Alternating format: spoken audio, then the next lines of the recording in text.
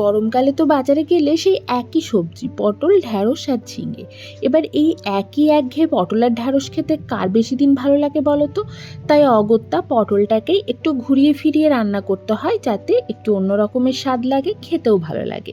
আজকে পটলের একটা রেসিপি তোমাদের সাথে শেয়ার করব, দেখো তো এরকমভাবে বানিয়েছো কিনা।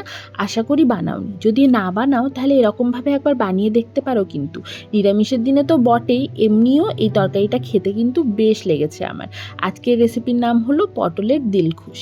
দেখো, পটলগুলোকে একটু কায়দা করে কেটে নিয়েছি, তোমরা চাইলে খোসা ছাড়িয়ে নিতে পারো। আমি খোসা ছাড়াইনি, শুধুমাত্র ছুরি দিয়ে জাস্ট গাটা একটু চেঁচে নিয়েছি।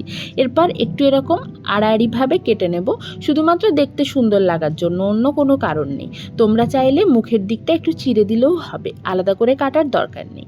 তারপর পটলগুলোকে ভেজে নিতে হবে। এই যে তেলটা দিলাম, এই তেলেই পুরো রান্নাটা হবে। সর্ষের তেলটা গরম হয়ে গেলে পটলগুলো দিয়ে নুন আর হলুদ দিয়ে ভালো করে ভেজে নেব। পটলগুলো দিয়ে একটু ঢাকা দিয়ে এটাকে ভাজতে দিলাম, ততক্ষণে মশলাটা রেডি করে নিই। দেখো, আমি আগেই 2 চামচ পোস্ত আর 1 চামচ সাদা সর্ষে ভিজিয়ে রেখেছিলাম, এই চামচের মাপে সব নিয়েছি।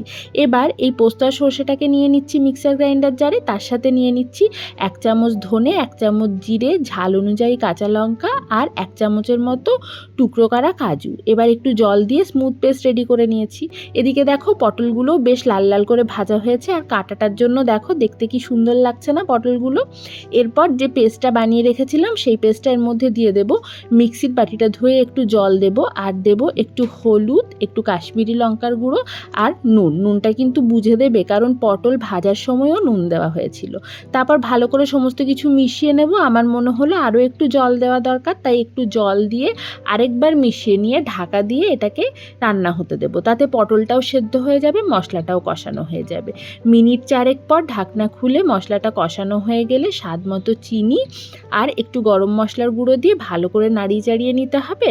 আর তারপর নামানোর আগে একদম ওপর থেকে দিয়ে দেব কয়েকটা কাঁচা লঙ্কা। ব্যাস, তাহলেই আমাদের আজকের একদম সিম্পল পটলের রেসিপি কিন্তু রেডি। আজকের রেসিপির নাম মনে আছে তো? পটলের দিলখুশ। কেমন লাগলো তোমাদের আজকের এই রেসিপিটা অবশ্যই জানিও। ফিরে আসবো অন্য কোনো রেসিপি নিয়ে, ততক্ষণের জন্য টাটা।